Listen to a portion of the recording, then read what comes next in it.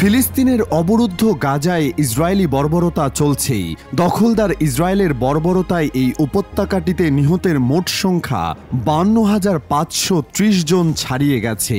এবার জানা গেল উপত্যকায় স্থায়ী নিয়ন্ত্রণ প্রতিষ্ঠার পরিকল্পনা নিয়েছে ইসরায়েল। সোমবার এক্স এ পোস্ট করা এক ভিডিও বার্তায় ইসরায়েলি প্রধানমন্ত্রী বেনিয়ামিন নেতানিয়াহু জানান, গাজার যেসব এলাকা ইতিমধ্যে ইসরায়েলি সেনারা দখল করেছে সেখান থেকে তারা আর সরে আসবে না, বরং এসব এলাকায় স্থায়ীভাবে সেনা অবস্থান বজায় থাকবে এবং প্রয়োজনে হামাস বিরোধী অভিযান চালানো হবে। নেতানিয়াহু আরও বলেন, সেনারা গাজায় ঢুকে আবার বের হয়ে আসবে, এই দিন শেষ, এখন থেকে তারা সেখানে থেকে অভিযান চালাবে। বার্তা সংস্থা রয়টার্সের তথ্য অনুযায়ী এখন পর্যন্ত গাজার 1/3 অঞ্চল দখল করেছে ইসরায়েলি বাহিনী।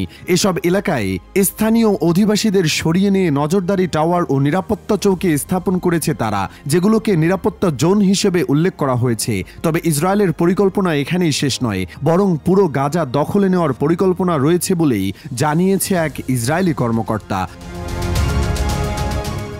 গত রোববার ইসরায়েলের মন্ত্রিসভায় গাজায় অভিযান সম্প্রসারণ এবং নতুন একটি কৌশল গ্রহণের সিদ্ধান্ত নেওয়া হয়। এই পরিকল্পনার অংশ হিসেবে গাজার বেসামরিক নাগরিকদের দক্ষিণ দিকে সরিয়ে নেওয়া হবে এবং ত্রাণ যেন হামাসের হাতে না পড়ে তা নিশ্চিত করা হবে।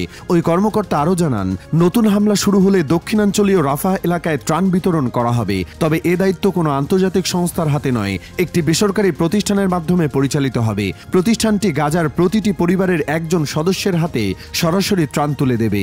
এ কার্যক্রমে ইসরায়েলি সেনারা সরাসরি জড়িত থাকবে না। যদিও ইসরায়েলি সেনাবাহিনী এতদিন গাজায় স্থায়ীভাবে অবস্থানের বিষয়ে আগ্রহ দেখায়নি, তবে নেতানিয়াহুর সাম্প্রতিক বক্তব্য থেকে স্পষ্ট তার নেতৃত্বাধীন সরকার গাজায় দীর্ঘমেয়াদী সামরিক উপস্থিতির দিকে এগোচ্ছে।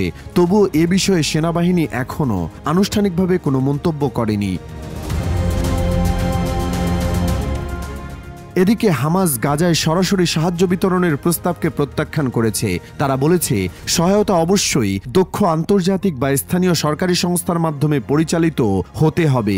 এটি কোনোভাবেই রাজনৈতিক ব্ল্যাকমেইলের হাতিয়ার হওয়া উচিত নয়।